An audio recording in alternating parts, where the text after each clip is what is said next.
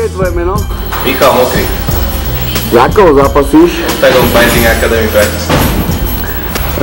Kedy ťa uvidíme najbližšie, alebo kde ťa uvidíme najbližšie zápasy? Chcem byť v Partizánstve. Aký je tvoj vzor? Máš nejaký? Nemám žiadny. Čo by si chcel dosiahnuť? No jednoznačne UFC. Aké je tvoje obľúbené jedlo?